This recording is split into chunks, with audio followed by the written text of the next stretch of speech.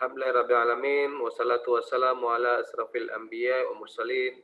Rabbi sadri wa yassir li amri wa hlul 'uqdatam min lisani yafqahu qawli. Amma ba'du.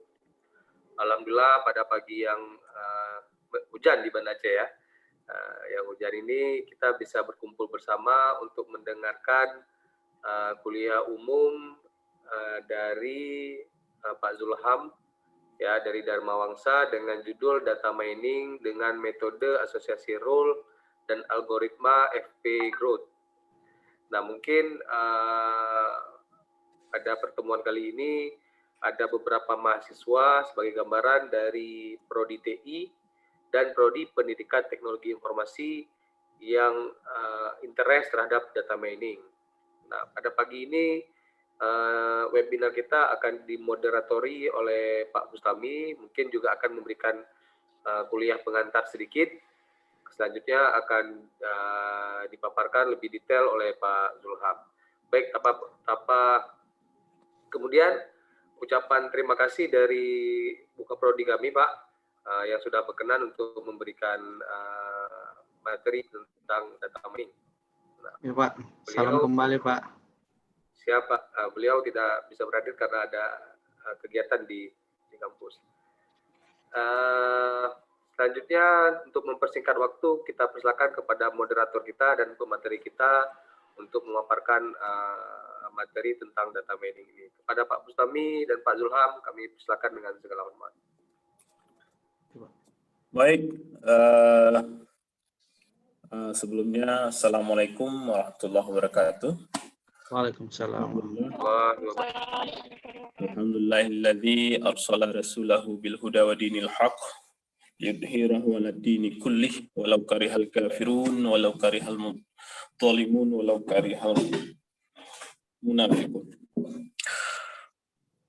Yang pertama sekali terima kasih untuk Pak Mulkan yang sudah memfasilitasi untuk kegiatan pada hari yang berbahagia ini, untuk acara ini.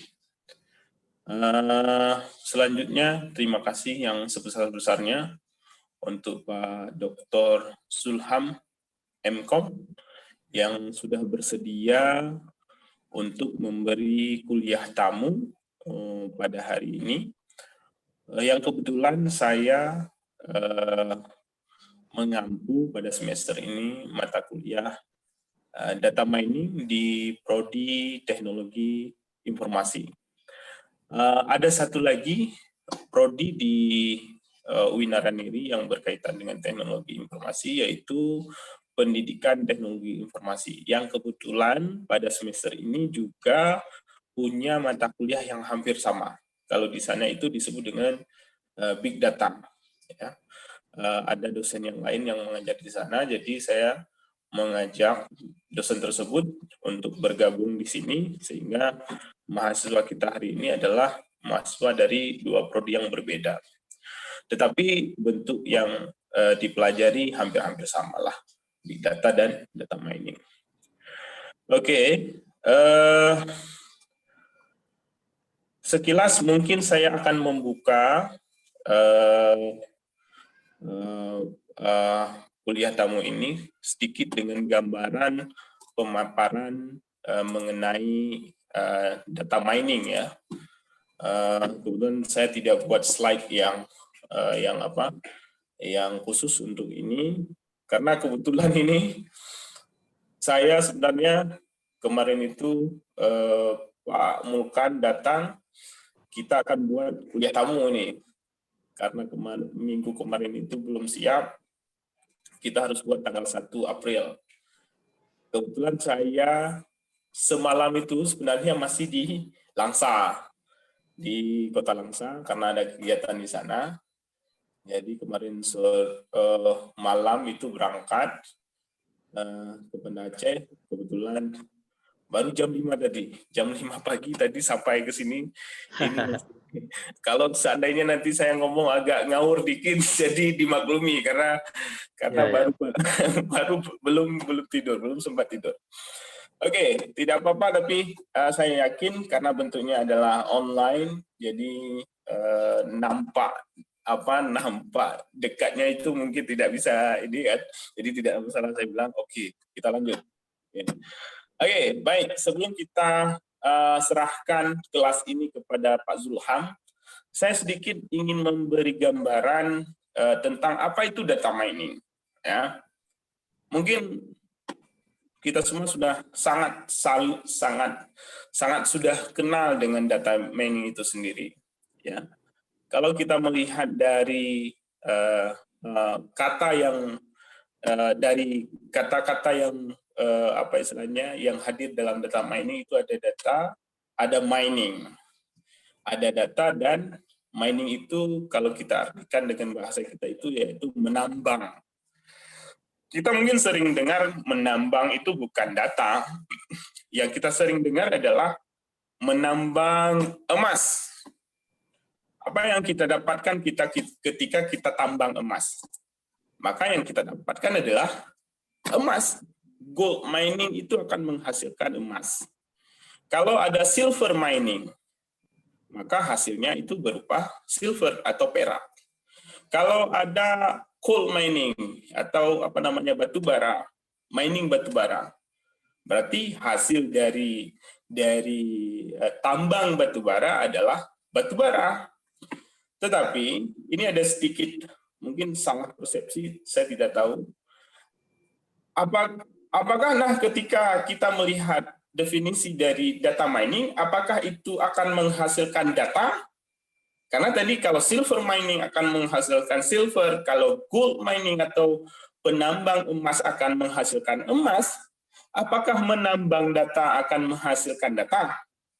Nah, mungkin ini agak sedikit berbeda maksudnya ketika kita berbicara data mining. Nah, di data mining yang sebenarnya adalah bukan data yang ditambang, tetapi lebih kepada knowledge, pengetahuan, atau informasi yang bermanfaat di dalam data itu. Ya, apakah informasi yang bermanfaat di dalam sebuah data yang nantinya itu akan menjadi pengetahuan. Jadi itu secara konsep dari data mining. Nah, di data mining itu sendiri banyak yang namanya metode-metode yang digunakan ya. Ada clustering, ada klasifikasi, ya yang hari ini kita akan bicarakan yaitu mengenai metode association rule. Itu bagian dari metode-metode yang ada di dalam data mining dan efek growth. Ya. Nah, saya rasa itu pembukaan dasar, artinya yang harus kita samakan persepsi dulu bahwa data mining itu bukan data yang ditambang, melainkan sebuah informasi yang bermanfaat di dalam data yang nantinya itu akan menjadi pengetahuan atau knowledge. Ya, oke. Untuk lengkapnya kita akan mendengar langsung dari presenter kita hari ini yang sudah hadir di depan kita, Pak Dr. Zulham M.Com. Sebelumnya saya bacakan data pribadi beliau dulu sebelum kita lanjut dengan presentasinya. Beliau lahir di Medan 30 Juli 1982. Sekarang statusnya menikah. Sekarang pekerjaan beliau adalah dosen di Universitas Dharma Wangsa di Medan. Ya. Untuk pendidikan S3 beliau di UNP, pendidikan teknologi kejuruan, doktor di Universitas Negeri Padang. Terus S2-nya di Universitas Putra Indonesia, YPK Padang. Yang kebetulan kemarin itu di prodi kita ada alumni YPTK dan UNP juga. Kalau Pak Khairan, kemarin beliau katanya saya kenal sama Pak Zulham, itu Abang Leting atau apa, saya nggak tahu. Ya. Gitu ya. Tapi beliau nggak bisa gabung hari ini. Ya, Pak. Oke. Mungkin sebagai ini. Terus Selanjutnya, jabatan struktural sekarang itu adalah Ketua Prodi Rakayasa Perangkat Lunak atau Prodi RPL ya, atau SE ya, apa namanya, Sistem Engineering ya, Sistem Engineering. Betul. Oke, nah itu adalah profil singkat dari Pak Dr. Zulham yang insya Allah sebentar lagi kita berikan waktu yang untuk memaparkan presentasinya pada hari ini. Yang sebelumnya saya ingatkan kepada mahasiswa-mahasiswa kami, mohon dicatat baik-baik, dibuat, nanti saya sudah berikan tugas di mana di ujung dari perkuliahan ini anak-anak kami akan diberikan tugas yang harus dikumpulkan saat presentasi selesai nantinya. Jadi mohon disimak baik-baik, dicatat tugasnya, kode tugasnya akan saya berikan di akhir dari presentasi. Untuk menyingkatkan waktu biar tidak panjang lebar, kita langsung saja kita persilahkan Pak Dr. Zulham untuk menyampaikan presentasinya. Silakan, Pak. Assalamualaikum warahmatullahi wabarakatuh. Waalaikumsalam warahmatullahi wabarakatuh. Selamat pagi buat kita semua. Yang saya hormati Bapak Bustami Yusuf, Bapak Molkan, dan saya juga titip salam kepada Ibu Kaprodi serta Bapak Dekan yang sudi pada pagi hari ini telah memberikan saya kesempatan untuk bisa sharing kepada mahasiswa yang berada di Universitas UIN Araniri, kemudian ada sebagian juga dari Universitas Dharma Wangsa. Pada kesempatan yang berbahagia ini, marilah sama-sama kita mengucapkan puji dan syukur kepada Allah Subhanahu wa Ta'ala, yang mana pada hari ini kita masih diberikan kesehatan, kesempatan untuk bisa berkumpul dalam suasana online, sehingga mudah-mudahan apa yang kita lakukan ini mendapat berkah dan ridho dari Allah Subhanahu wa Ta'ala. Amin. Pada pagi hari ini, perkenankan saya ingin berbagi sedikit apa yang saya tahu dalam kaitan dengan mata kuliah data mining. Boleh Pak diizinkan saya untuk share screen Pak? Silakan, Pak. Oke, Pak.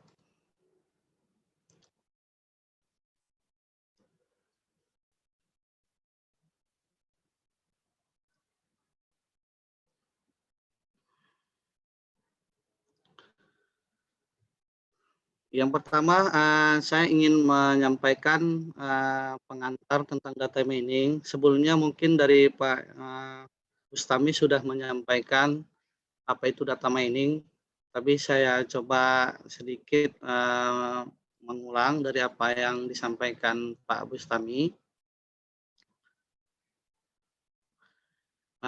Pengantar data mining itu adalah sesuatu yang bisa dikatakan bagaimana kita mendapatkan sebuah informasi ataupun pola dari data yang besar atau yang dikenal dengan sekarang itu big data, yaitu untuk mencari tren atau pola dalam database yang besar. Kemudian subarea statistik, kemudian data mining ini juga bisa menjadi sub-area artificial intelligence atau KDD dan machine learning, kemudian mendukung tercapainya decision support system dalam dunia nyata. Jadi dengan adanya data mining ini, setiap pimpinan atau setiap orang bisa mendapatkan informasi yang nantinya informasi ini berguna untuk dalam proses pengambilan keputusan. Ini baik digunakan di dunia bisnis maupun di dunia pendidikan. Data mining itu sendiri adalah suatu proses penambangan atau pengumpulan informasi penting dari suatu data yang besar. Jadi kalau dalam suatu data yang besar, kita pantas menggunakan data mining. Tetapi kalau datanya cukup kecil, saya rasa tidak perlu menggunakan data mining, walaupun sebenarnya bisa dilakukan dengan proses data mining. Proses data mining itu sendiri sering menggunakan metode statistika, matematika, hingga memanfaatkan teknologi artificial intelligence. Jadi kalau sekarang ini pada aplikasi-aplikasi Android yang sering terjadi, misalnya kalau kita sering melaksanakan, sering memakai aplikasi Tokopedia ataupun aplikasi Shopee, itu sering ketika kita mengklik satu daripada apa yang kita inginkan, ketika kita ingin membeli, misalnya membeli handphone, dia akan menghubungkan dengan data mining yang sudah dilakukan itu, akan menghubungkan bahwasannya apa yang berkaitan dengan handphone tersebut. Maka dia akan tampilkan di situ ada casing, kemudian ada aksesoris-aksesoris lainnya. Itulah yang memanfaatkan teknologi artificial intelligence itu berhubungan dengan data mining. Kemudian data mining juga dapat diartikan sebagai pengekstrakan informasi baru yang diambil dari bongkahan data besar yang membantu dalam pengambilan keputusan. Seperti yang saya sampaikan tadi, bahwasannya dalam mengambil keputusan dan informasi dengan data yang cukup besar, kita perlu menggunakan data mining agar keputusan-keputusan itu tepat dengan sasaran apa yang terjadi. Fungsi utama data mining.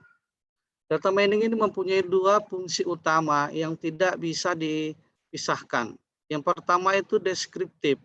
Dengan menggunakan fungsi deskriptif data mining, maka nantinya bisa menemukan pola tertentu yang tersembunyi dalam sebuah data.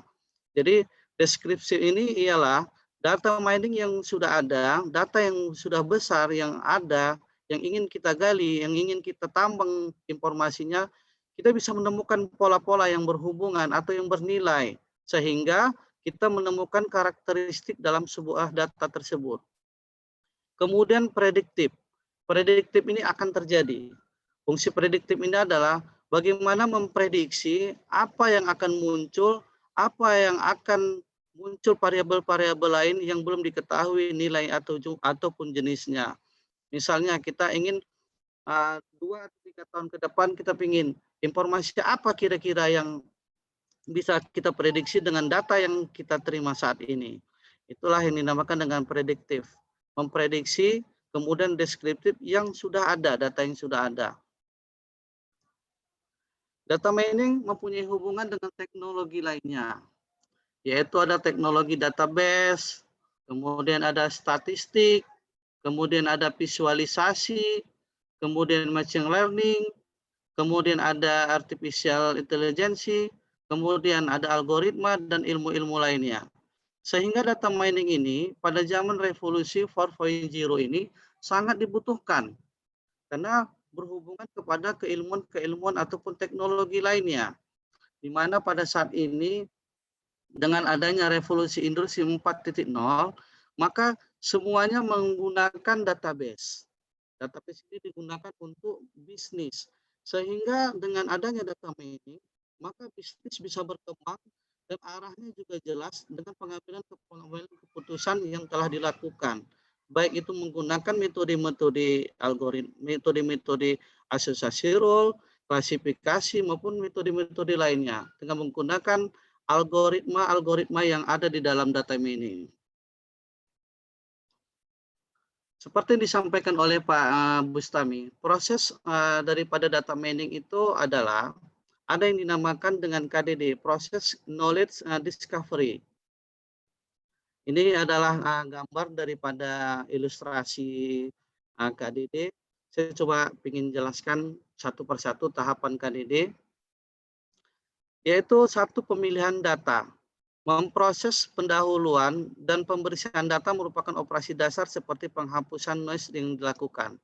Jadi ketika kita ingin memilih data, kita harus benar-benar pastikan data yang kita pilih itu adalah data yang dipakai. Ya, terlepas dari noise yang dilakukan ataupun kesalahan-kesalahan. Kemudian sebelum proses data mining dapat dilaksanakan, perlu dilakukan proses cleaning pada data yang menjadi fokus KDD. Jadi data itu akan dibersihkan dari data-data yang tidak perlu, sehingga prosesnya menjadi lebih fokus kepada penggalian data itu sendiri. Kemudian proses cleaning mencakup antara lain membuang duplikasi data, memeriksa data yang inkonsisten. Artinya ada data yang tidak konsisten, sehingga kita perlu mencari data-data yang betul-betul data itu konsisten, sehingga pada hasilnya nanti bisa mempengaruhi keputusan-keputusan yang valid dan bisa dipercaya. Kemudian dilakukan proses encryptment, yaitu proses memperkaya data yang sudah ada dengan data atau informasi yang relevan pada yang berjalan. Jadi kita juga harus memperkaya informasi itu dengan data-data yang akan kita proses lagi. Kemudian transformasi data. Pencarian fitur-fitur yang berguna untuk mempresentasikan data bergantung pada goal yang ingin dicapai. Jadi kita juga harus menentukan apa keinginan ataupun tujuan yang ingin kita capai, sehingga pada pencariannya fitur-fiturnya berguna untuk mempresentasikan. Jadi adik-adik kalau misalnya ingin menemukan pola hubungan, jelaskan bahwasanya data yang digunakan itu adalah data yang memang untuk mencari hubungan ataupun pola antara transaksi yang satu dengan transaksi yang lain, misalnya seperti itu. Saya nanti akan mencontohkan gimana cara membuat suatu asosiasi role dan dengan algoritma Epicgrow, sehingga nanti kita bisa lebih jelas dalam pembahasannya. Kemudian data mining itu sendiri. Pemilihan tugas data mining adalah pemilihan tujuan dari proses KDD, misalnya klasifikasi, regresi, clustering, dan asosiasi. Jadi kita dari data mining itu kita harus pastikan kita pinginnya itu mengklasifikasikan, mengregresikan, atau mengclustering, serta untuk mencari asosiasi role. Jadi kalau pada pagi hari ini saya akan membahas tentang asosiasi role, sehingga nanti kita pokok bahasanya lebih detail kepada asosiasi role. Kemudian pemilihan algoritma data mining untuk pencariannya. Nah, kita nanti akan memakai data mining Epicgrow, sehingga nanti ada hubungan kenapa harus Epicgrow, kenapa enggak algoritma lainnya. Kemudian interpretasi, yaitu penerjemahan pola-pola yang dihasilkan dari data mining. Kemudian pola informasi yang dihasilkan dari proses data mining perlu ditampilkan dalam bentuk yang mudah dimengerti oleh pihak yang berkepentingan. Jadi nanti interpretasinya kita harus jelas. Nah, informasi yang dihasilkan itu harus bisa dimengerti oleh semua pihak, sehingga informasi yang kita hasilkan itu benar-benar berguna bagi orang yang berkepentingan. Tahap ini merupakan bagian dari proses KDD yang mencangkup pemeriksaan apakah pola atau informasi yang ditemukan bertentangan dengan fakta atau hipotesa yang ada sebelumnya. Bisa aja nanti ketika kita menghasilkan informasi dari data mining itu, penggalian data itu, dia tidak sesuai dengan fakta yang terjadi atau hipotesa yang telah dilakukan sebelumnya. Misalnya tren pada saat ini anak-anak remaja itu lebih suka bermain Android daripada misalnya ke kampus atau ke sekolah, sehingga data yang dihasilkan itu berbeda dengan apa fakta yang terjadi. Nah, jadi kita nanti dari interpretasi ini akan tahu sampai di mana kevalitan daripada informasi yang kita hasilkan dari proses KDD itu sendiri. Teknik data mining. Data yang hilang dapat dibenahi dengan sistem penemuan berbagai cara. Yang pertama itulah tekniknya klasifikasi, pengelompokan, kemudian asosiasi, peramalan, dan yang terakhir adalah regresi. Pada pagi yang berbahagia ini, saya akan membahas tentang asosiasi, yang bisa dikatakan dengan asosiasi role. Menurut Wandi et al. Tahun 2012, asosiasi role merupakan salah satu metode yang bertujuan mencari pola yang sering muncul di antara banyak transaksi, di mana setiap transaksi terdiri dari beberapa item.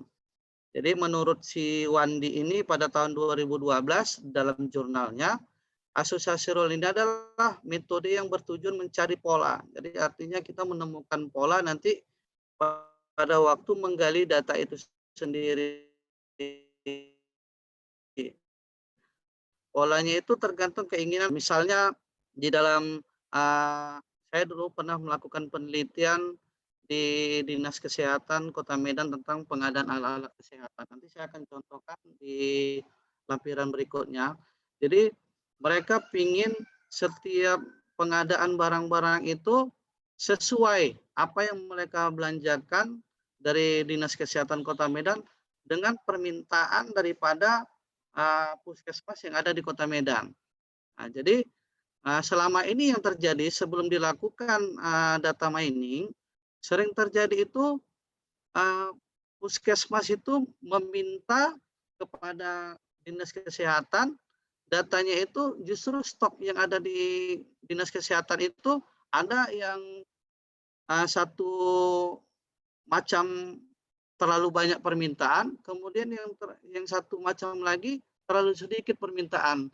Dari beberapa item itu ada yang stoknya sangat banyak, ada justru satu item yang tidak mempunyai stok, sehingga permintaan-permintaan yang ada di puskesmas itu tidak bisa berjalan dengan apa yang diminta mereka. Misalnya mereka meminta alat kesehatan A, B, C, dan D misalnya, seperti itu.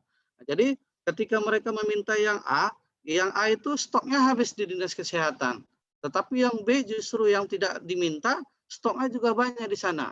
Jadi Dinas Kesehatan itu meminta kepada saya pada saat itu untuk melakukan penelitian sehingga apa yang diminta daripada puskesmas ini bisa terpenuhi. Tetapi stok yang ada di Dinas Kesehatan itu sesuai.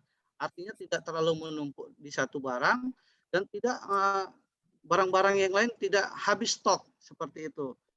Sehingga pembelanjaan yang dilakukan Dinas Kesehatan itu bisa lebih efektif dan lebih efisien. Kemudian dari asosiasi role, yaitu kita akan menentukan analisa pola frekuensi tinggi. Tahap ini mencari kombinasi item yang memenuhi syarat minimum dari nilai support dan dalam database. Jadi kita akan mencari nilai support, yaitu dari jumlah transaksi mengandung nilai A, dibagi dari total transaksi dikali 100%. Sedangkan nilai support yang terdiri dari dua item adalah rumusnya support sama dengan jumlah transaksi yang mengandung A dan B dibagi total transaksi dikali 100%. Nah, nanti saya lebih condong kepada praktek untuk proses penghitungannya, nanti bersama-sama kita bisa melihat. Kemudian pembentukan asosiasi, aturan asosiasi. Setelah semua frekuensi tinggi ditemukan, barulah dicari asosiasi yang memenuhi syarat minimum untuk confidence, artinya tingkat kepercayaan. Jadi confidence itu adalah P, A, dan B, jumlah pengadaan transaksi A dan B dibagi jumlah pengadaan transaksi A kali 100%. Sehingga nanti akan pada akhirnya pembentukan aturan asosiasi ini akan terbentuk yang mana ada minimum support dan mana ada nanti minimum confidence.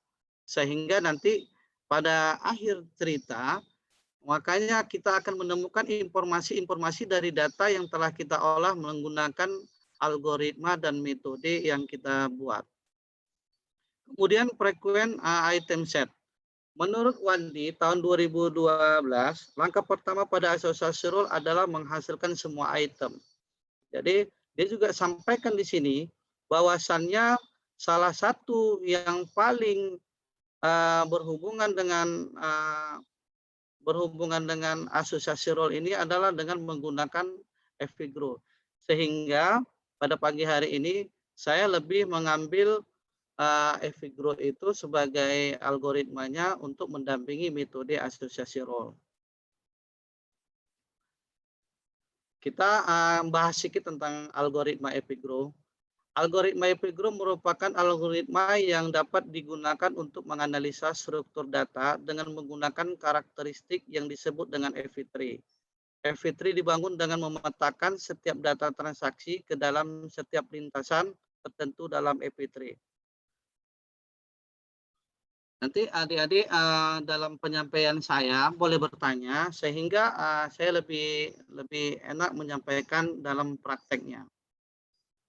Metode Epicuro dapat dibagi menjadi 3 tahapan, yaitu yang pertama, tahapan pembangkitan kondisional pattern base. Jadi kita harus membuat dulu struktur-struktur apapun ya yang variabel-variabelnya ditentukan dulu, kemudian dikelompokkan dulu. Kalau dia dibuat inisialnya, misalnya nanti saya ada contohkan di Dinas Kesehatan itu ada stetoskop dewasa, ada yang anak, ada obat-obat yang lain, sehingga kita bisa memasuki kepada tahap yang kedua itu pembangkitan kondisional EV3, dan yang terakhir pencarian frekuensi antisep, itu artinya hubungan ataupun pola yang nanti dihasilkan. EV3 itu sendiri saya mencontohkan ada yang namanya TID 1, artinya transaksi ID yang pertama. Dalam transaksi TID 1 ini, saya akan mencontohkan, maaf, saya akan coba ganti screen ke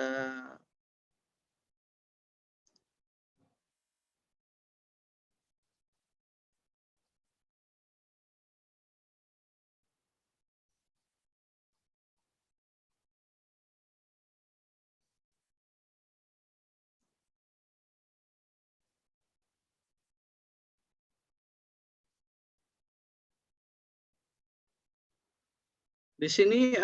Saya ada membuat satu contoh nama-nama alat kesehatan. Ini sebagai contoh dan bisa diimplementasikan kepada jenis-jenis yang lain. Jadi contoh-contoh alat kesehatan itu kita buat variabelnya itu nama alat kesehatan, kemudian kode inisial.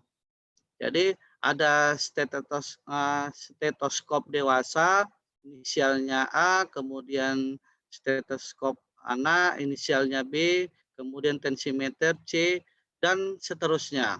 Sampailah terdiri dari 15 inisial untuk proses daripada untuk pembangkitan EV3-nya itu. Kemudian di sini di Dinas Kesehatan itu saya mencontohkan ada sebanyak 59 transaksi. 59 transaksi ini adalah yang pernah terjadi dalam 3 bulan terakhir. Jadi transaksi yang pertama itu ada 021 DKM Medan, nomor pengadaannya. Dia pada waktu itu meminta stetoskop dewasa, kemudian stetoskop anak, kemudian lampu periksa, sampai dengan viewer X-ray double. Jadi ada ABKNO untuk transaksi yang pertama. Dan ini nanti kita susun untuk pembangkitan daripada EV3-nya. Ini saya buat gambaran ini supaya nanti saya bisa menjelaskan di dalam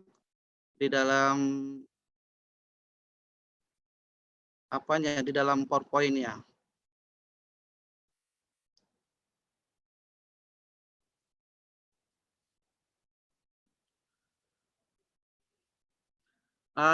Untuk adik-adik, sebelum saya meneruskan, kira-kira sampai di sini paham nggak apa yang saya sampaikan? Silakan yang mau bertanya, silakan.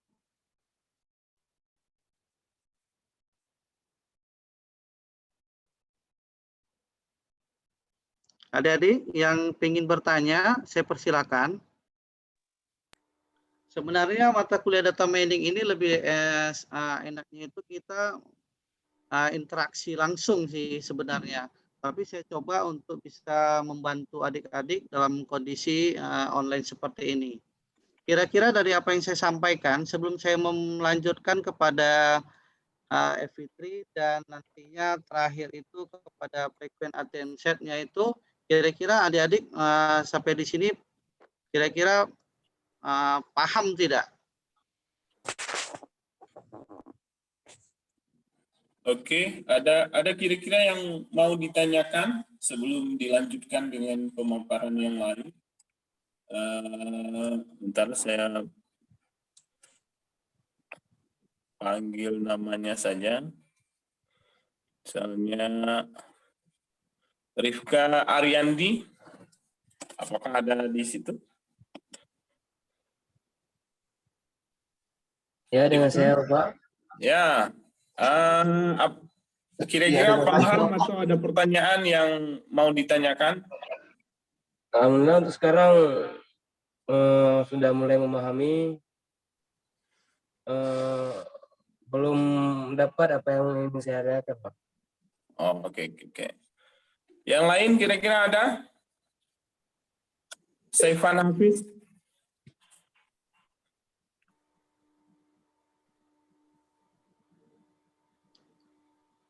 Ada Saifan? Mana Saifan? Silakan yang ingin bertanya. Oke, ini memang ini nanti siapa yang takut mungkin ngomong bisa diketik di ruang chat saja. Nanti saya bacakan. Ya. Oke. Oke. Jadi saya Sambil lanjut aja menunggu Pak itu ya. boleh dilanjutin aja Pak dulu. Saya takutnya nanti justru saya lanjut ya pada belum ngerti, tapi saya lanjut ke yang berikutnya gitu. Ya.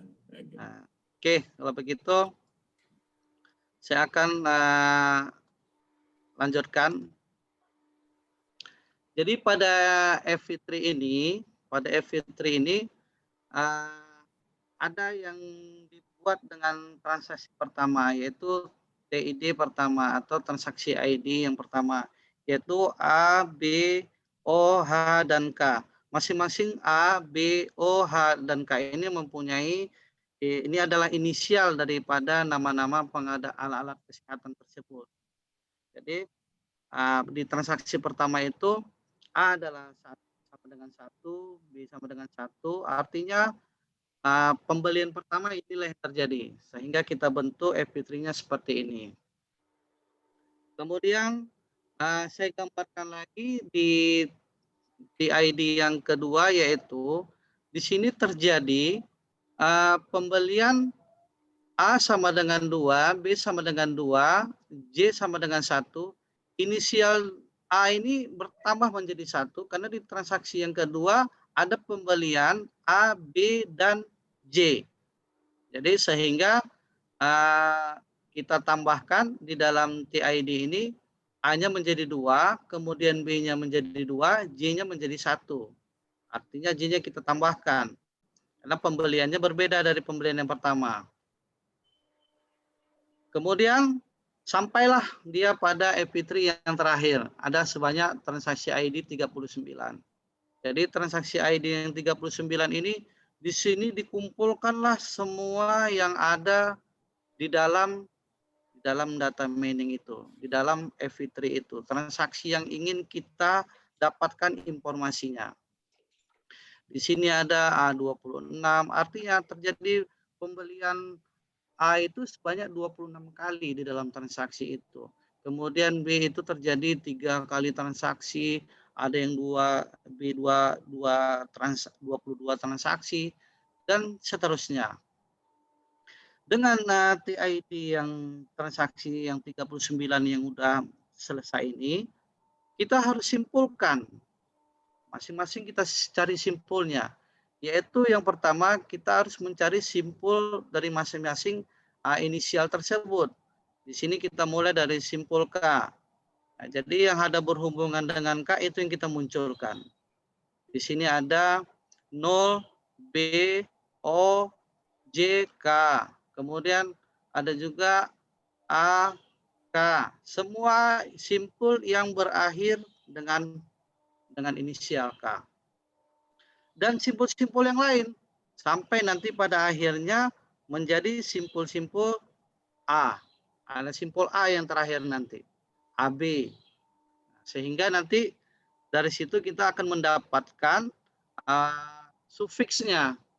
Sufiksnya itu simpul K itu terdiri dari transaksi AOJK, kemudian ABOJK, sampai dengan KI. Inilah sufiks yang ada nilai K. Kemudian J juga seperti itu, ada AOJ, ada OAJ, sampai dengan AJ. Jadi nanti dari simbol itu kita harus bisa membuat seperti ini sufiksnya. Sampai nanti kepada sufiks A. Sufiks A itu ya cuman A aja nanti yang muncul. Kalau B dia ada AB dan ada BA. Kira-kira sampai di sini saya harap adik-adik bisa memahaminya. Kemudian setelah itu akan kita menghasilkan 2 item set untuk mencari nilai support. Nilai support ini seperti yang tadi disampaikan di rumusnya adalah transaksi A dan transaksi B dibagi dengan total transaksi dikali 100%, itulah hasilnya. Jadi item yang muncul pada 39 transaksi itu adalah sebanyak 22 kali. Jadi 22 kali dia muncul, A dan B. Sehingga 22 dibagi dengan total transaksi 39 dikali 100%, maka dapat nilai supportnya adalah 56%. Begitu juga dengan BA, terdapat 22 kali transaksi, sehingga dibagi 39 dikali 100% mendapat nilai 56%. Kemudian ada AO yang muncul di dalam transaksi itu sebesar 13 kali dibagi 39 dikali 100% sama dengan 33%. Sampailah kepada nilai item set itu OB. OB sebanyak kuantitinya itu 14 kali dibagi 39 transaksi dikali 100% sama dengan 35%. Kemudian yang item 3 item set itu artinya 3 yang muncul bersamaan itu adalah ABO, AOB, kemudian BOA sampai dengan BJA. Didapatkanlah nilai support masing-masing daripada 3 item set tersebut. Kemudian dari nilai-nilai 2 item set dan 3 item set yang kita hasilkan nilai supportnya, kita harus bisa menentukan, harus bisa membuat nilai minimum supportnya. Karena pada saat ini kita membuat nilai supportnya itu 30%, maka nilai yang di bawah 30% tidak akan kita tampilkan di dalam minimum support yang telah kita tentukan. Jadi yang ada 25%, 28%, 15%, 12% itu tidak kita tampilkan di dalam minimum support. Sehingga dapatlah nilai item set terpilih dengan nilai minimum support itu sebanyak 14 item set, yaitu ada AB, ada BA, AO, BO, JA, AJ sampai dengan BAO. Jadi ada yang nilainya itu minimumnya itu sebesar 30%. Itu dari nilai-nilai yang telah kita hitung di atas. Kemudian kita di sini kemudian mencari nilai confidence. Nilai confidence itu adalah nilai kepercayaan. Nilai kepercayaan dari yang muncul ketika terjadinya transaksi yang bersamaan. Jadi kita mencari polanya itu support dan confidence. Nah, jadi A dan B itu dengan kuantiti 22 kali, nilai supportnya tadi kan ada 56% dari yang kita hasilkan dari item set terpilih dengan minimum support, dibagi dengan 26. Kenapa harus 26? Karena sufiksnya tadi ada sebanyak 26 kali, simpulnya tadi yang kita buat tadi yang pertama. Nah, makanya saya harapkan simpulnya itu nanti dihitung ketika kita mencari nilai confidence. Nah, jadi 22 per 26 dibagi 26 dikali 100%, dapatkan nilai 84%. Kemudian BA juga seperti itu. 22 per 25, bedakan AB dan BA, karena AB itu adalah yang muncul duluan baru B, kemudian yang B ini bisa aja B yang muncul baru A yang muncul. Sehingga nilainya itu berbeda. 22 per 25 dikali 100% mendapat nilai 88%. Kemudian ada AO, ada BO, ada JA, ada AJ, ada OA, OB, dan ABO. Yang masing-masing mendapatkan nilai confidence itu di atas daripada 30%. Setelah kita mendapatkan nilai confidence, kita menggabungkan dengan nilai support yang telah kita hasilkan pertama. Jadi nilai supportnya itu yang terjadi itu adalah AB. Jadi kalau A tadi itu kan seperti yang saya sampaikan sebelumnya. Bahwasannya ketika stetoskop dewasa dilakukan pembelian, maka akan diikuti dengan stetoskop anak dengan nilai support 56% dan tingkat keyakinan itu sebesar 84%. Nah, jadi dari sini kita menemukan pola dari segitu banyak transaksi yang telah dilakukan. Jadi Dinas Kesehatan itu mulai tahu, oh berarti kalau kita belanja stetoskop dewasa, kita juga harus belanja stetoskop anak, karena nanti permintaan-permintaan yang ada di puskesmas itu juga nanti seperti itu.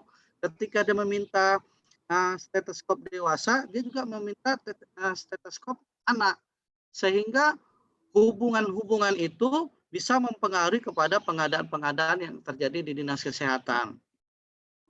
Mungkin untuk teori daripada yang saya sampaikan cukup sampai di sini.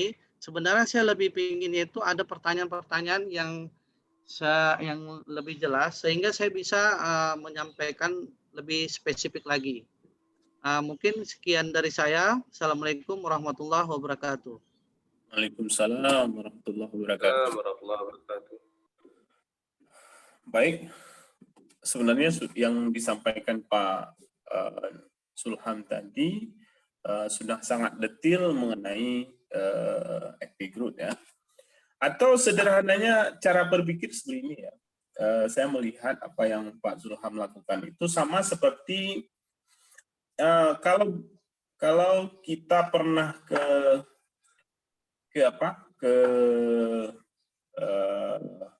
minimarket atau ke market, kita akan selalu melihat gula atau kopi itu biasanya ditempatkan di rak yang sama. Ya kan? Itu pemikiran sederhana. Kalau sebenarnya ya, nanti kita bisa simpulkan apakah itu dilakukan secara sengaja atau tidak sengaja, atau apakah kebetulan. Nah, jadi ketika menempatkan kopi letaknya di dekat rak gula, itu sebenarnya ada data mining di situ. Jadi dari mana? Kenapa harus menempatkan odol itu dekat dengan sikat gigi? Atau menempatkan minyak itu dekat mentega atau tepung atau yang sejenis. Kalau kita mau memperdalam itu tidak lain akibat dari kebiasaan pembeli, kebiasaan yang beli. Apa yang dia beli? Kalau dia beli minyak, dia pasti misalnya beli tepung.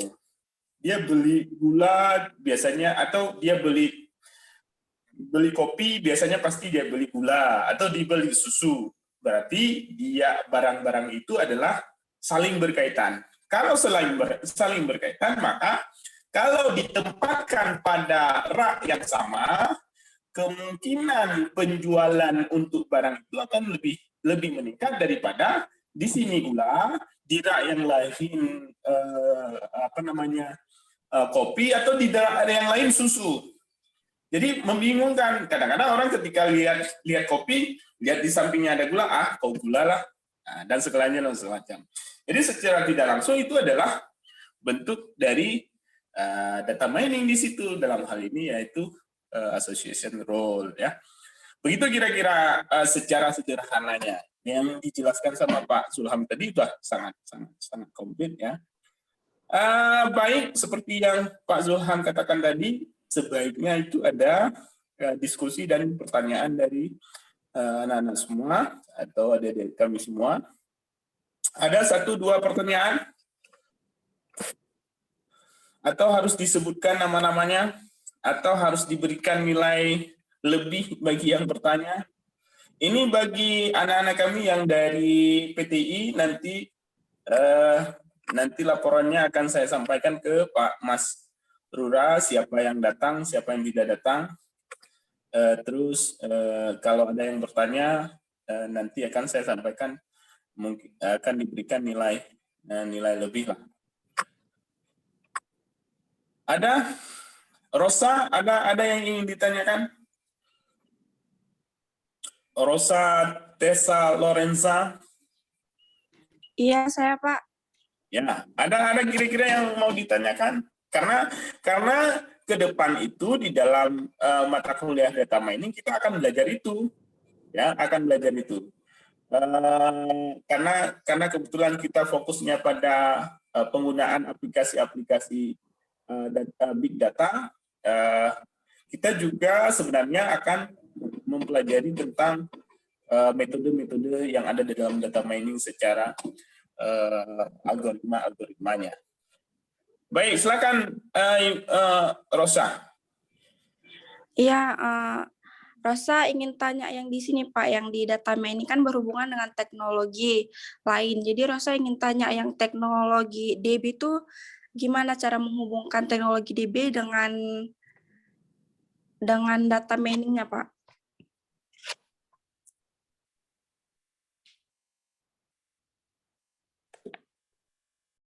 Apakah Pak Zulham dapat pertanyaannya? Oh, oke Pak. Oke, silakan langsung saja Pak. Jadi sedikit saya sampaikan, teknologi database itu adalah teknologi yang mengumpulkan banyak data di dalam satu database.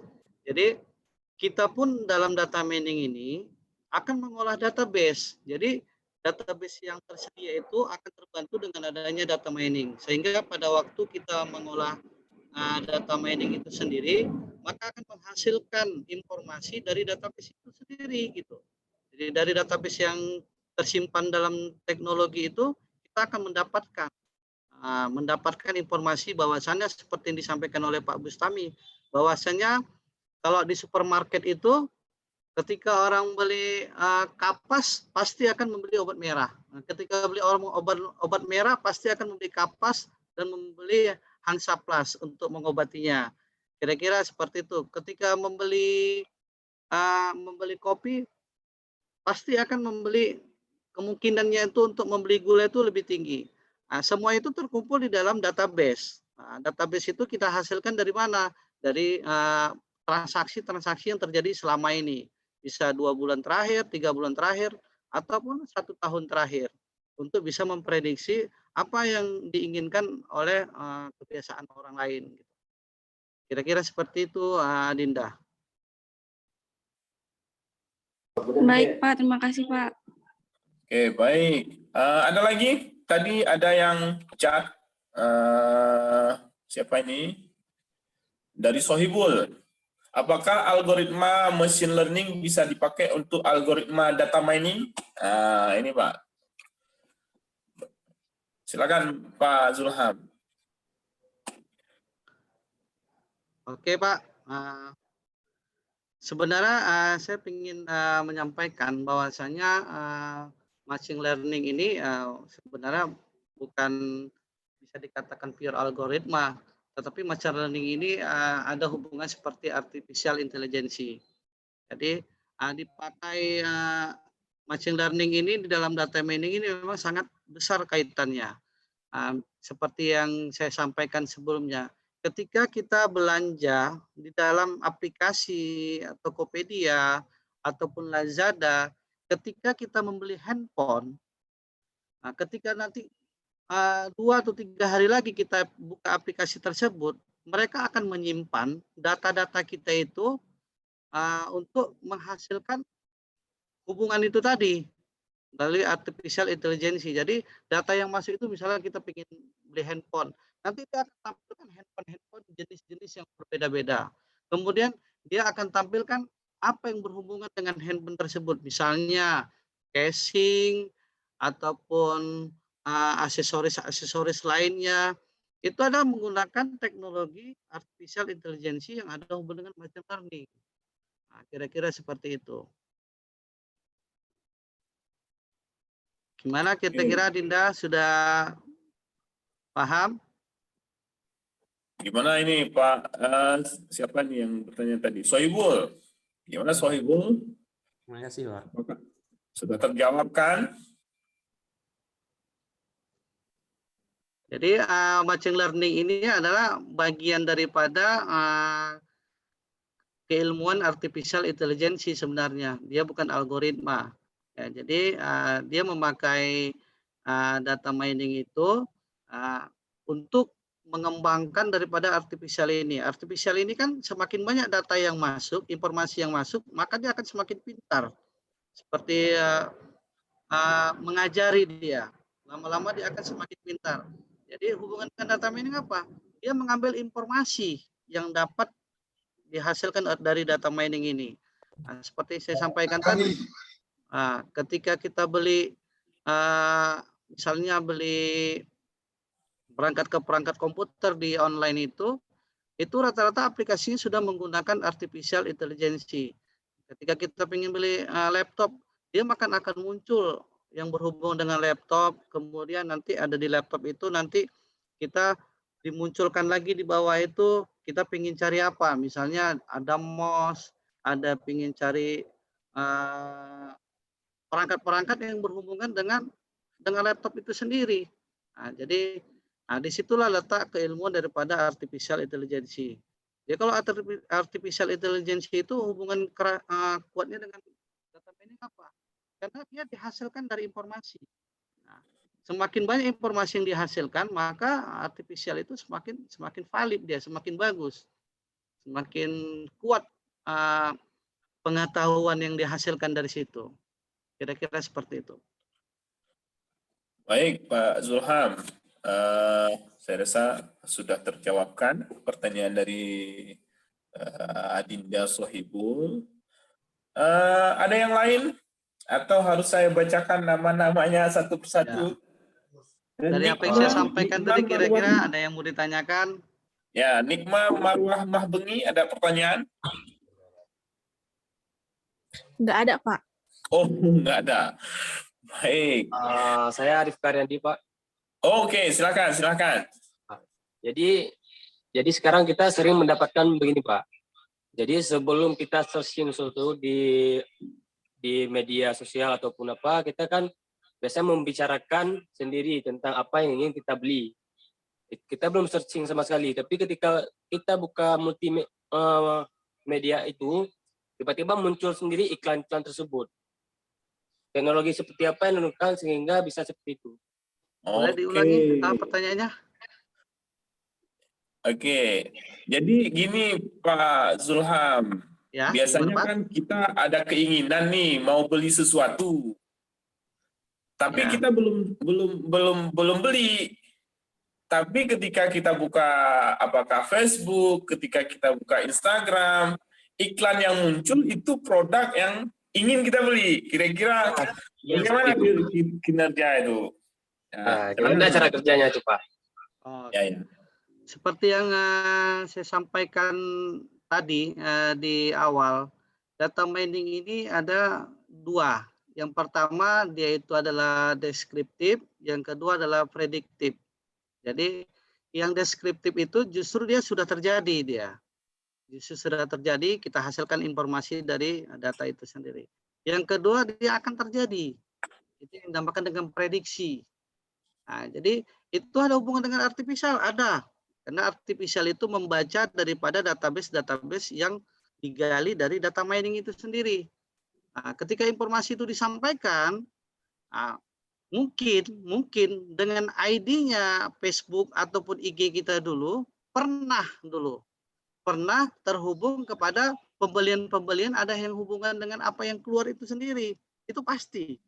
Nah, gitu. Tidak mungkin kita baru punya IG, baru install, belum punya ada akun, muncul sendiri. Itu kecil kemungkinan seperti itu. Tapi pasti kita pernah, walaupun sekali kita pernah membuka tanpa kita sengaja iklan yang berbau barang yang ingin kita beli, produk yang kita ingin beli, sehingga ketika berapa tahun lagi pun dia masih menyimpan informasi apa yang pernah user ini lakukan. Gitu. Dia simpan, dia save itu informasi tersebut. Sehingga ketika atas nama Rifka Aryan di login di Facebook, yang muncul itu dulu gitu. Karena dulu engkau pernah mau beli ini, mau cari-cari ini, tapi nggak jadi, belum beli gitu. Nah, kira-kira seperti itu dia. Ya, oke. Itulah berarti ada histori yang tersimpan ya, Benar, yang Pak, tersimpan secara digital dimanapun database. Nah, secara tidak langsung juga dulu ya, apakah sekarang masih atau tidak, kita kadang-kadang tidak pernah cari, kita tidak pernah apa-apa, pernah kita chatting misalnya, kita tuliskan apakah di email atau apa hal tersebut. Juga secara tidak langsung iklan yang berbau yang kita tuliskan itu juga akan muncul, ada kaitannya, atau tidak lama, apakah 2 atau 3 hari yang lalu pernah kita bicarakan dengan orang lain yang dimana pembicaraan itu menggunakan internet, apapun bentuknya, sosial media, yang dimana kita tahu ini adalah dunia big data, di mana semua komponen itu berhubungan, maka secara tidak langsung kita sebenarnya sudah ada histori kita di dalam database apakah Google dan segala macam, sehingga muncul sendiri barang yang padahal kita baru memikirkan, kita berpikir seperti itu, padahal saya baru memikirkan ini mau beli, tapi tiba-tiba udah ada iklan gitu kan. Padahal tidak ya, sebenarnya kalau tidak ada jejak digital kita tentang barang itu, kemungkinan kecil sekali bisa muncul ya, kecuali ada orang lain yang mempunyai akun kita dan melakukan pencarian dan segala macam yang berhubungan dengan barang itu bisa jadi seperti itu. Tapi kalau seandainya tidak sama sekali 0%, itu kemungkinannya tidak ada, karena tidak ada data, tidak ada jejak digital yang tersimpan di database apakah di sosial media atau di Facebook ya. Begitu kira-kira, Rifka. Bisa dipahami? Ya bisa, Pak. Oke, baik. Ada lagi? Ini saya rasa pertanyaan-pertanyaan ini akan membuat kuliah ini akan lebih berbunga-bunga lah. Ada lagi? Ada yang tadi bertanya ya melalui chat ya? Siapa ini? Oke, Muhammad Rida. Tujuan output dari tahapan KDD apa sih? Dan di tahap KDD kan ada proses cleaning. Apakah di proses cleaning tersebut data yang tak terpakai akan dihapus di data warehouse secara otomatis? Ini gimana Pak Zulham ini? Oke, terima kasih Adinda Muhammad Rida. Jadi perlu saya sampaikan, tujuan ataupun output dari KDD itu sendiri adalah data mining. Jadi data mining itu dia mengolah data, seperti saya sampaikan di tahapan yang terakhir itu. Dia mengolah data untuk menghasilkan informasi ataupun pola dari apa yang kita olah itu menjadi suatu informasi. Informasi itu buat siapa? Tergantung buat siapa yang memerlukan informasi tersebut. Kalau ada informasi bisnis, mungkin dia berguna bagi orang bisnis yang berkecimpung di dunia itu. Itulah output daripada tahapan KDD. Kemudian pertanyaannya lagi, apakah di proses cleaning tersebut data yang tak terpakai akan terhapus di warehouse? Kalau data itu tergantung kita, mau kita hapus atau tidak itu tergantung kita. Jadi begitu banyak database yang ada di warehouse itu, kalau kita mau hapus. Tapi pada proses cleaning di dalam KDD itu sangat diperlukan hal-hal data-data yang tidak perlu itu memang harus kita bersihkan dulu. Supaya apa? Supaya ketika kita dalam mengolah KDD-nya itu akan menghasilkan informasi yang valid. Misalnya salah satu saya contohkan. Ketika transaksi pertama ada A, B, C, dan D, kemudian transaksi kedua itu nggak jelas dia. Dibilang A, B tidak, dibilang B, A tidak mengambang dia transaksi itu. Apakah transaksi itu sudah selesai atau belum selesai kita nggak tahu. Menimbulkan keraguan-raguan di dalam transaksi itu. Sehingga ini bisa nanti menghasilkan informasi yang tidak benar. Nah, untuk baiknya gimana? Kita cleaning dulu dia. Kita pisahkan dulu dia data tersebut. Itulah yang dimaksud dengan cleaning. Jadi dipastikan data-data yang kita hasilkan itu, yang mau kita olah itu, memang data-data yang sudah valid dia. Sudah benar dia, sehingga hasilnya juga benar. Semakin banyak noise yang ada di dalam data itu, misalnya data-data yang tidak baik, ada data yang belum selesai, ada yang tidak jelas, itu akan semakin meninggikan tingkat kesalahan dalam pengolahan datanya tadi. Nah, mungkin itu yang bisa saya sampaikan. Oke, Adinda. saya rasa sudah terjawabkan. Bagaimana? Apakah dipahami, Adinda Muhammad Rida?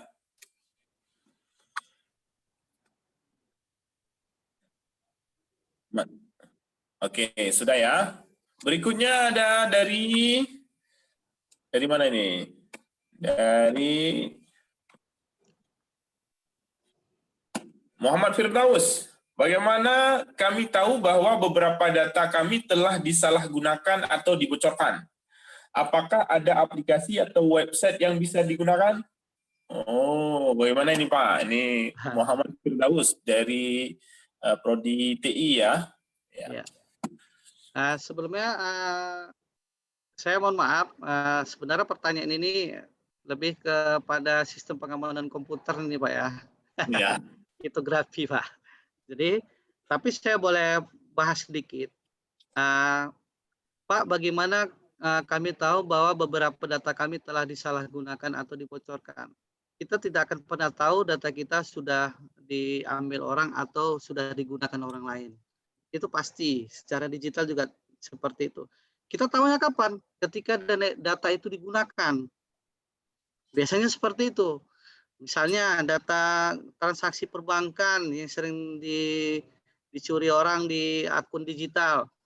Ketika dia melakukan transaksi, dia nggak sadar bahwasanya data itu sudah diambil orang lain, misalnya seperti itu. Dia tahunya kapan? Ketika terjadi transaksi yang dia tidak merasa telah melakukan transaksi. Baru dia tahu, loh, aku tidak ada melakukan transaksi, kok ada tagihan ini ya, salah kartu kreditnya gitu. Bahwasanya ada terjadi pembelian komputer, misalnya terjadi pembelian laptop, misalnya seperti itu. Nah, jadi caranya gimana? Caranya ketika kita menggunakan akun-akun seperti itu, hindarilah aplikasi-aplikasi yang tidak kita kenal. Misalnya, ya kan dulu kan lagi heboh-hebohnya kita pakai VPN itu Pak, gitu kan?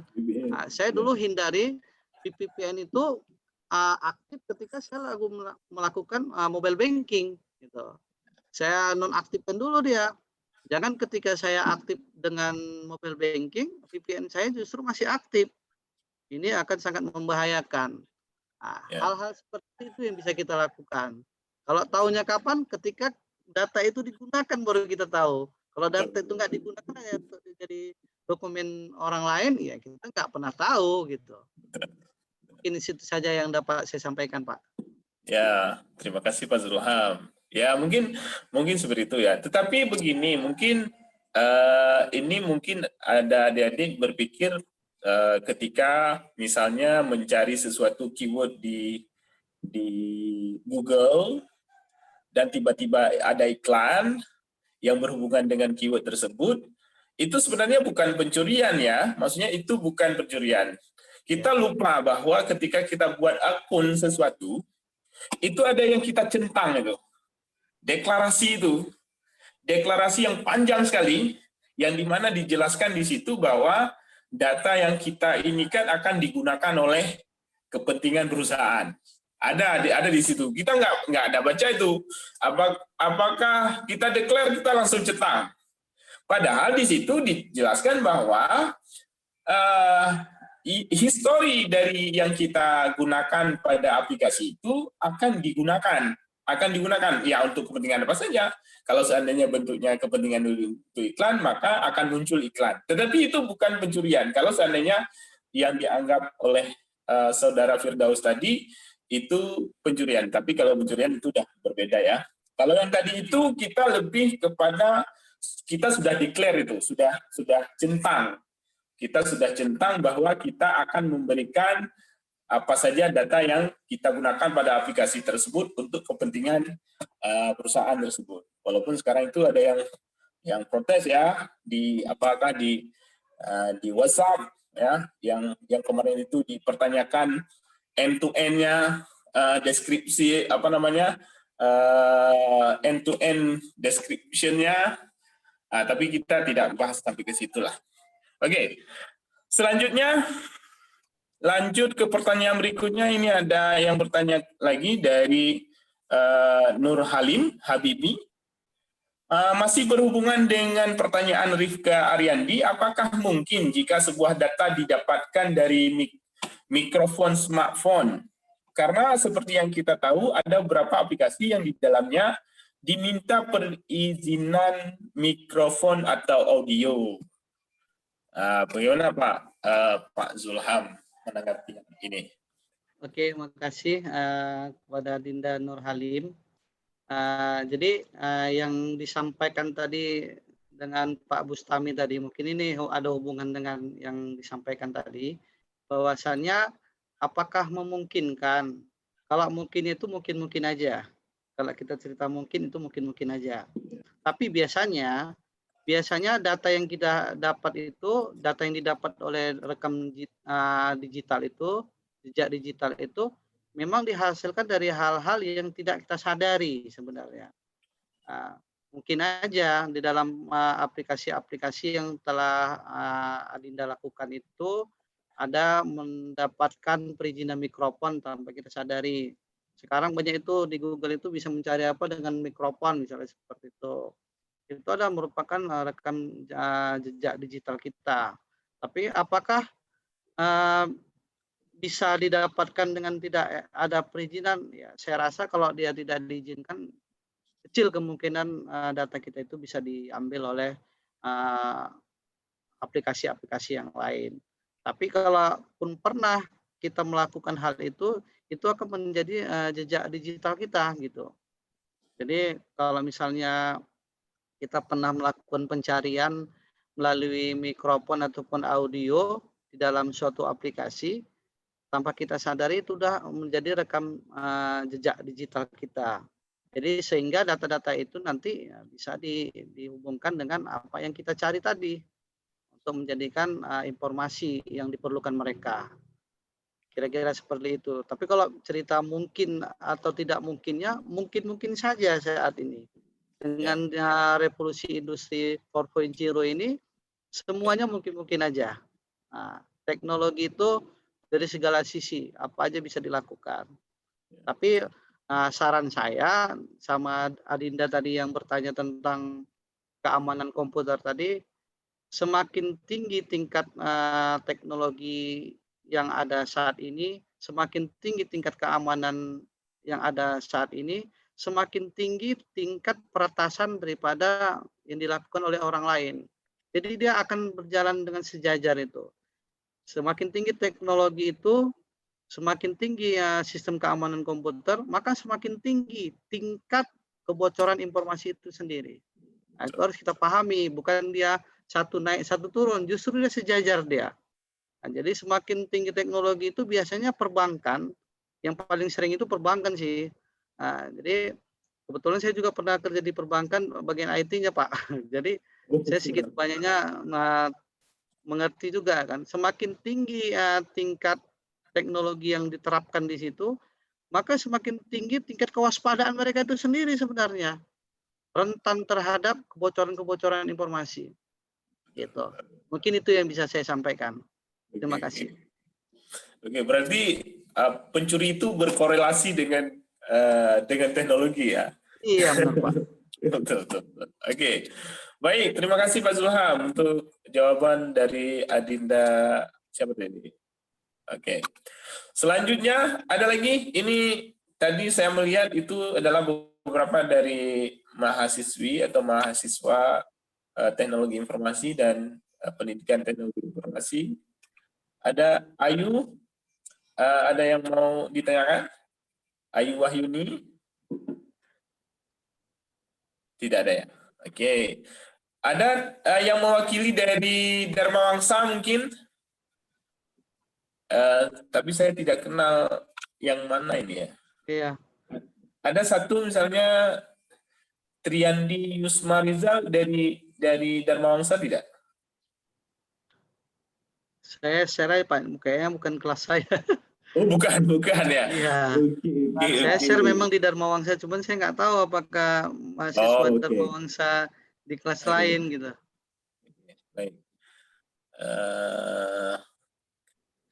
Tubagus Isna ini kira-kira apakah dari Dharma Wangsa ada yang mau ingin ditanyakan, Saudara Tubagus? Tidak ada ya. Atau ada lagi yang ingin ditanyakan? Saya rasa pertanyaan-pertanyaan tadi itu adalah sesuatu yang bisa menambahkan pengetahuan kita ya. Maksudnya yang sebelumnya belum tahu, sekarang bisa tahu. Ya. Pertanyaannya bisa apa saja? Apakah dengan yang tadi yang sudah dijelaskan tentang association role, metode association role. Oke tadi. Nah, Mega ya, ada yang bertanya tadi. Oke. Ada yang bertanya lagi dari Mega ya. Atau sekarang yang mau bicara siapa nih? Rizka Mulyana, Pak. Oke, silakan Rizka Mulyana. Berbicara tentang jejak digital seseorang, Pak. Sampai kapan jejak digital itu akan disimpan oleh sistem, Pak? Terima kasih. Oke, bagus sekali pertanyaannya. Silakan Pak Zulham, langsung. Ya, terima kasih kepada Dinda yang bertanya. Jadi sampai kapan rekam jejak digital kita itu tersimpan? Sampai dengan digital itu ada gitu. Jawabannya seperti itu kira-kira. Singkat aja, karena rekam digital itu juga dipakai untuk yang digital juga. Selama digital itu masih ada dan revolusi terus berjalan, teknologi terus berjalan, maka rekam digital itu tetap masih ada gitu. Sampai kapan nanti ketika mereka tidak menggunakan digital lagi, ya rekam digital itu kita nggak bisa pakai lagi gitu. Makanya ada histori orang yang berpuluh-puluh tahun itu sampai sekarang masih ada gitu, karena rekam jejak digitalnya masih ada gitu. Itu. Kemudian ini ada pertanyaan juga Pak, mungkin pertanyaannya dari GA20 Win Mega Eliadi. Mega, oke, silakan Pak, langsung saja boleh. Pak, mungkin boleh Bapak jelaskan implementasi data mining di bidang mana saja? Implementasi data mining ini di bidang pendidikan bisa. Kemudian di bidang pendidikan apa Pak? Mungkin dalam proses pembelajaran. Ya. Kebetulan disertasi saya ini Pak ada hubungan dengan pembelajaran data mining. Jadi ada model pengembangan problem investigate based learning dengan menggunakan metode data mining. Aplikasinya juga ada saya buat di Android. Nah, jadi dia bisa diimplementasikan di mana aja data mining. Nah, karena data mining ini adalah merupakan suatu keilmuan mencari informasi dari data yang besar. Jadi data besar ini milik siapa? Kalau miliknya dunia pendidikan, mungkin dia bisa dipakai untuk di bidang pendidikan. Kalau dia datanya ini berhubungan dengan bisnis, maka data ini diperlukan oleh orang-orang bisnis. Kalau datanya ini datanya pemerintahan, maka data ini diperlukan oleh orang-orang pemerintahan. Jadi di bidang mana aja? Di bidang mana aja bisa, tidak terbatas. Artinya kita mengolah data, bukan mengolah yang tidak ada, mengolah yang ada. Itulah beda data mining. Mengolah yang ada menjadi sesuatu yang bermanfaat, yaitu informasi. Gitu. Oke, mungkin itu saja, Pak. Ya, terima kasih Pak Zulham. Yang dari PTI mungkin bisa juga bertanya-tanya tentang lebih jelas tentang apa namanya aplikasi atau penggunaan data mining pada pendidikan, karena saya lihat dari profilnya Pak Zulham, beliau doktoralnya itu di pendidikan teknologi kejuruan UNP Padang, jadi sedikit banyaknya berhubungan dengan ada berhubungan dengan pendidikan. Begitu Pak ya, Pak Zulham ya. Oke, baik. Nah, mungkin ada yang mau bertanya dari PTI tentang keterkaitan apa namanya data mining terhadap pendidikan yang mungkin nanti itu bisa dijadikan tugas akhir dari saudara sekalian, dari anak-anak kami semuanya. Ada yang ingin ditanyakan lagi? Mungkin bisa saya tambahkan sambil menunggu yang bertanya, yang tadi yang apa? Kapan jejak digital itu bisa hilang? Kalau menurut saya itu kalau sekarang itu ketika kiamat dunia terjadi maka baru bisa hilang yang namanya jejak digital. Karena sekarang itu kita apalagi menggunakan sosial media yang apa istilahnya, kita tahu bahwa mereka bukan hanya punya satu server, bahkan punya banyak server yang data itu selalu ada backupnya. Jadi ketika kita hapus, walaupun kita kadang-kadang kita sudah hapus datanya, bisa jadi masih ada data backup yang ada di server yang lain dan segalanya. Ketika kita upload foto di Instagram misalnya, terus karena sudah hijrah misalnya ya ibu-ibu biasanya mau hapus semua foto yang ada di ini, tetapi tentu saja yang namanya jejak digital itu yang masih ada. Contoh sederhananya seperti ini, kalau komputer kita hapus satu file atau kita satu file atau terjadi terhadap hard disk kita, masih ada yang namanya recovery. Kita masih bisa menggali. Kalau coba delete sajalah. Coba di-delete satu file, maka secara tidak langsung file itu bukan dihapus pertamanya, dia akan masuk ke recycle bin. Masih ada file di situ. Atau sebenarnya kalau sudah hilang ada pakai aplikasi yang lain yang kita bisa memanggil kembali. Walaupun secara nampak di komputer atau di mana kita tidak bisa lihat data itu, tapi dia masih ada. Begitulah kira-kira jejak digital, dia akan selalu ada, apalagi yang kita gunakan sekarang itu adalah bentuk dari server atau komputer orang, bukan komputer kita sendiri. Kalau komputer dari sini enak sekali, kalau server kita sendiri enak sekali, ya udah matiin komputernya, hancurkan hard disknya, ya udah hilang. Kalau tidak seperti itu maka tidak akan pernah hilang. Ya, oke, ada lagi yang ingin didiskusikan? Saya rasa sangat ini. Kalau banyak bertanya, jadi diskusinya jadi tambah hidup. Oke, ada satu lagi yang ingin bertanya itu. Siapa? Khairul Umi, apakah cryptocurrency ini udah masuk ke Bitcoin nih? Ataupun sejenisnya itu apakah itu data mining? Bagaimana cara kerja cryptocurrency tersebut? Karena saya pernah dengar istilah nambang Bitcoin. Oke, silakan Pak. Yang berikutnya, apakah bisa memanfaatkan data mining untuk prediksi hasil belajar dan bagaimana implementasi data tersebut? Oke, langsung aja Pak, sekalian dijawab dari M. Khairul sama Delvia. Oke Pak.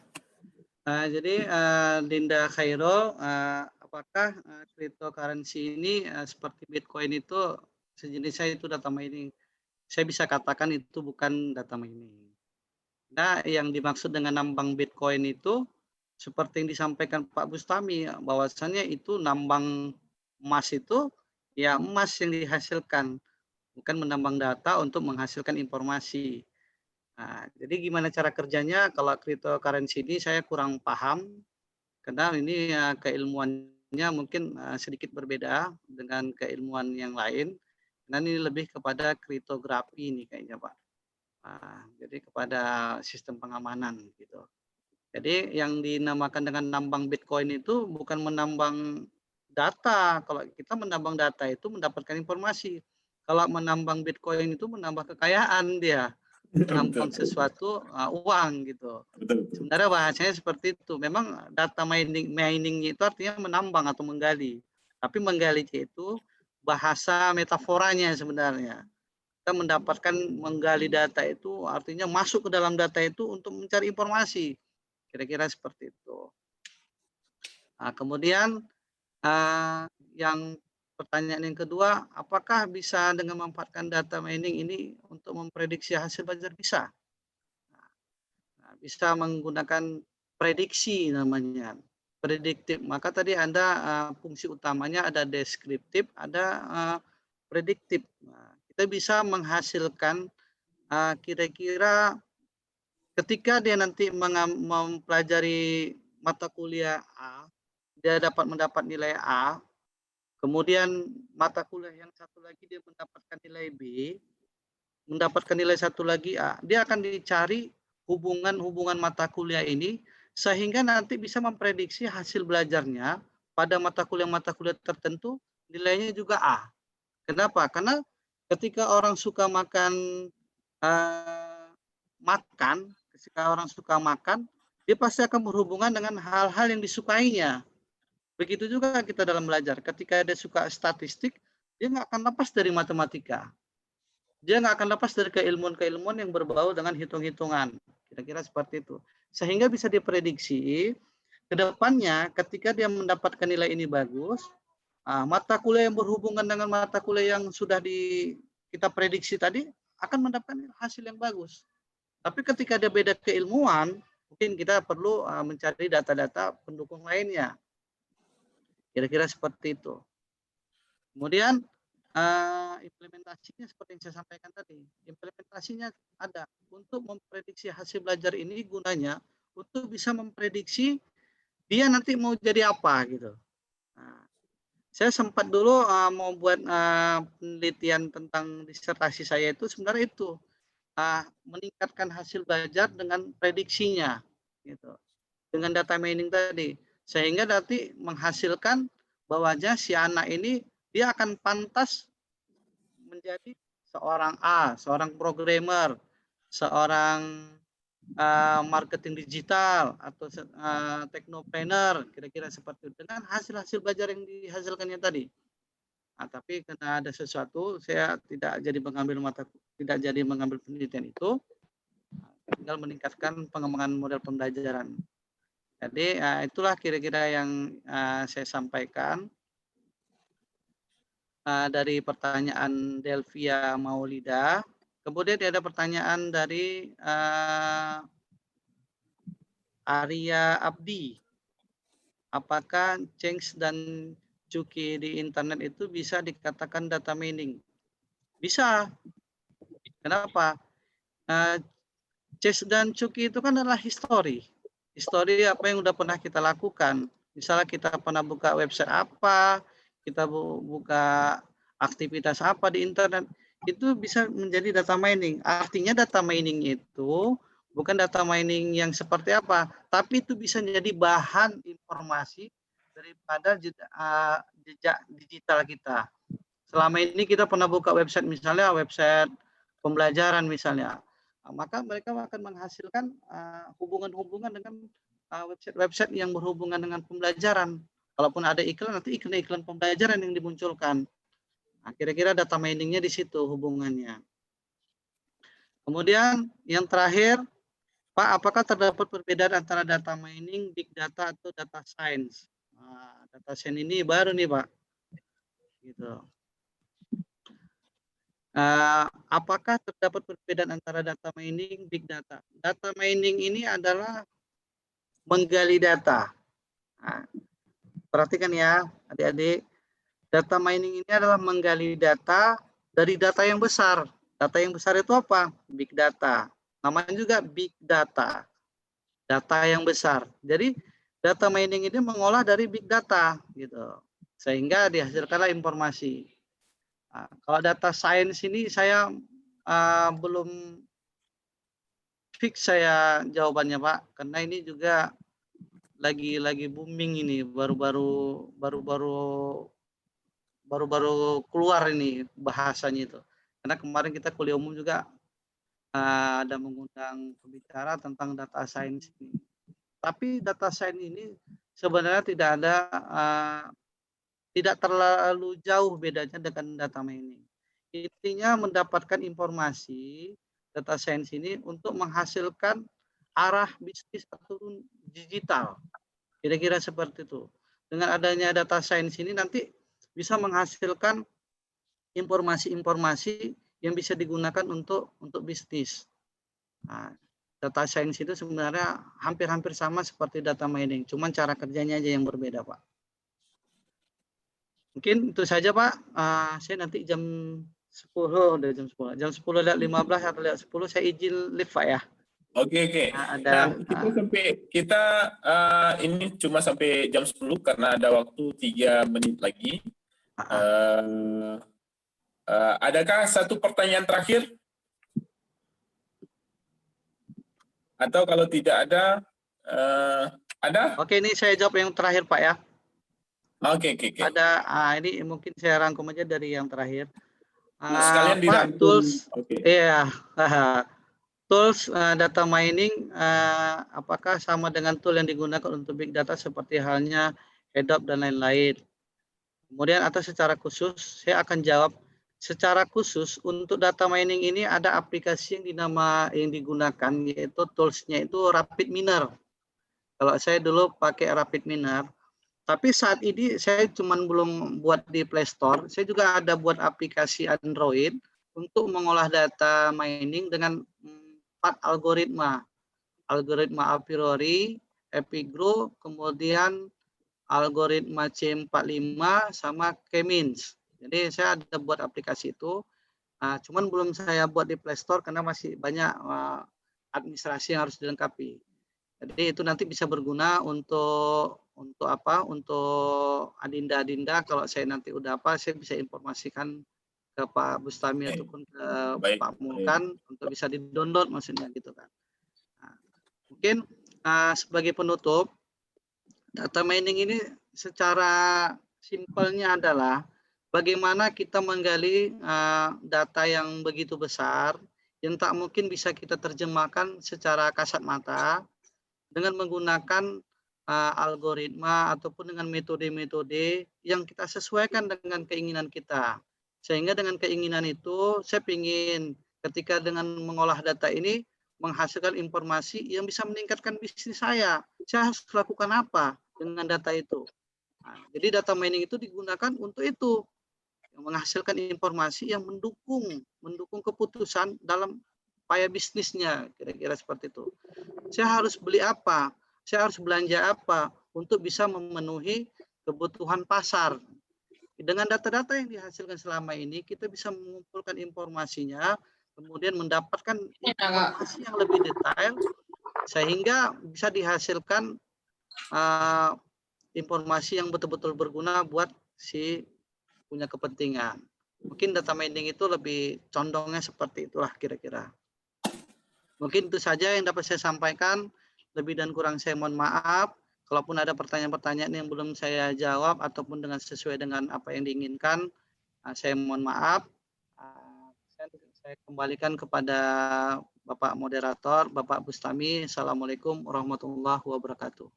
Waalaikumsalam warahmatullahi wabarakatuh. Terima kasih banyak Pak Zulham sudah memaparkan secara sangat rinci ya, dari pertama tadi sampai terakhir.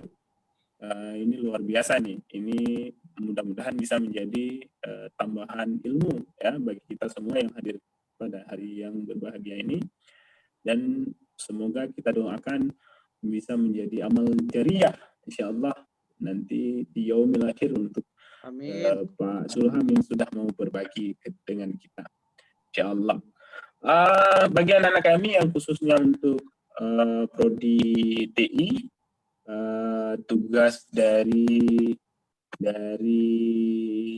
presentasi atau pemaparan materi dari Pak Zulham hari ini, tugasnya sudah saya buat di Classroom. Mohon dicek sama-sama. Untuk kodenya akan saya karena saya lihat tidak semua yang hadir dari unit kuliah saya, maka saya share di sini ya. Tolong jangan delete dulu, saya akan share di sini kode untuk bisa mengakses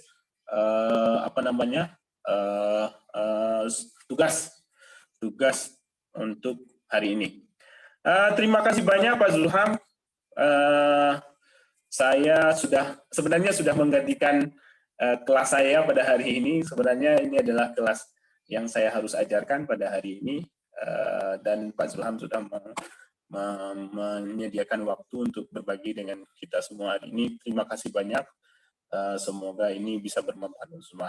Jadi saya sebagai moderator juga undur diri, dan selanjutnya saya serahkan kembali ke Pak Mulkan. Silakan Pak Mulkan.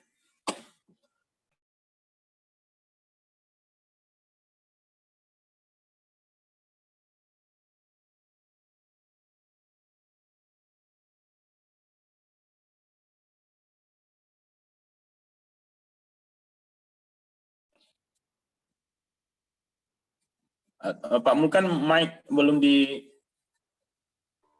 Sorry. Ya, Okay. Baik. Terima kasih kepada Pak Zulham atas materinya dan diskusi pada pagi hari ini, dan Pak Bustami untuk menengahi diskusi pada pagi hari ini.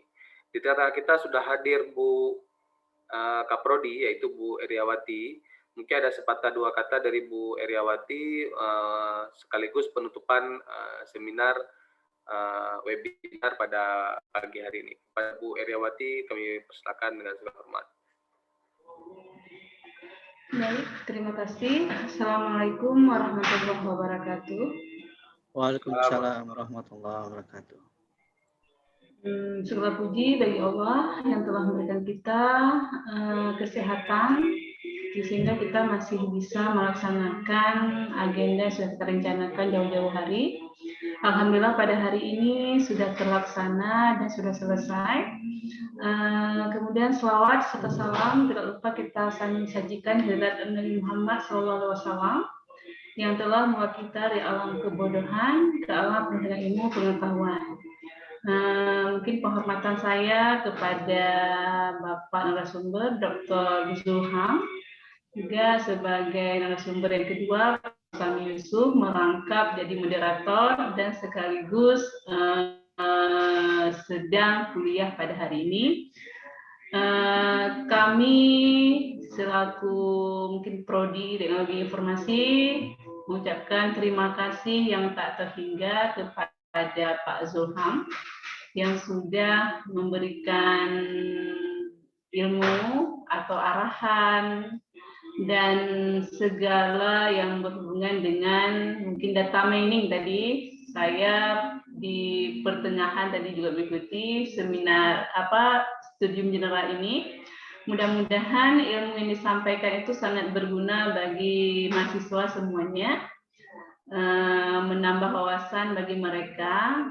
Ini merupakan salah satu agenda bagian dari kerjasama sudah kita paparkan jauh-jauh hari. Kami minta maaf mungkin ketika kemarin kita buat kesepakatan itu di minggu kedua perkuliahan Bapak, tapi berhubung masalah teknis ada perpanjangan bayar SPP sehingga ada mahasiswa itu yang bisa isi KRS itu di awal minggu kedua. Makanya kami undurkan kegiatan ini. Ini mungkin kami juga minta maaf dan ketidaksesuaian dengan janji. Baik, mudah-mudahan kerjasama kita ini bisa saling bermanfaat untuk kita bersama dan juga tentunya untuk kemajuan institusi kita bersama. Saya berharap bisa kita jaga dan kita terus tingkatkan kerjasama kita ini. Mudah-mudahan tujuan yang utama kita adalah untuk mengembangkan ilmu pengetahuan, juga untuk membuat prodi dan institusi itu lebih dikenal sama orang. Artinya nanti dengan kerjasama ini bisa meningkatkan akreditasi. Sampaikan salam kami kepada dekan. Kemarin sudah berkunjung ke tempat kami. Lain waktu kami juga bisa berkunjung ke tempat Bapak, ya, mungkin dalam yang berbeda. Lagi saya sampaikan, terima kasih sekali lagi. Artinya mudah-mudahan kerjasamanya bisa kita tingkatkan lagi ke hal-hal yang lebih bermanfaat. Mungkin kita terkait dengan pengabdian juga dan sebagainya. Baik, dengan mengucapkan alhamdulillah, stadium general hari ini kita bisa saya nyatakan selesai. Mudah-mudahan mahasiswa kami mendapatkan ilmu yang bermanfaat dan juga semua peserta tadi, walaupun bukan saja dari teknologi informasi, juga saya dengar tadi ada dari pendidikan teknologi informasi dari Tarbiyah, kemudian juga ada dari Dharma Wangsa. Mudah-mudahan semuanya mendapatkan manfaatnya. Saya akhiri dengan wabillahi taufiq wal hidayah. Assalamualaikum warahmatullahi wabarakatuh. Waalaikumsalam warahmatullahi wabarakatuh. Saya izin live ya Bu, Bapak-bapak, Ibu-ibu. Akhirnya depan, maka kita persilakan kepada Bapak Ibu meninggalkan Zoom meeting bagi yang ada kegiatan. Ya, silakan. Terima kasih. Assalamualaikum. Assalamualaikum warahmatullahi wabarakatuh. Waalaikumsalam.